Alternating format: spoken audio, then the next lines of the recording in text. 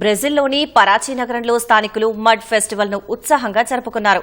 వందలాది మంది స్థానికులు ఒంటికి బురద పూసుకుని తీర ప్రాంతంలోని రోడ్లపై పరేడ్ నిర్వహించారు. యువతీ యువకులు బీచ్లోని బురదలో బొర్లుతూ ఆటలాడుకున్నారు.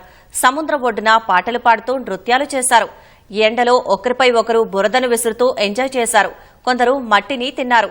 శరీరంపై ఆకులు ఎముకలను ధరించి ఆదిమానవులుగా తయారయ్యారు. 40 ఏళ్లుగా బ్రెజిల్లో మడ్ ఫెస్టివల్ నిర్వహించుకోవడం ఆనవాయితీగా వస్తుంది. జబక్వారా బీచ్లో 40 ఏళ్ల క్రితం కొంతమంది స్నేహితులు బురద పూసుకుని ఎంజాయ్ చేశారని, తర్వాత అలాగే నగరం లోపలికి వచ్చి షికారు చేశారని తెలుస్తోంది. అప్పటి నుంచి మడ్ ఫెస్టివల్ జరుగుతూ వస్తోందని బ్రెజిల్ పర్యాటక శాఖ వెబ్సైట్ ద్వారా తెలిపింది.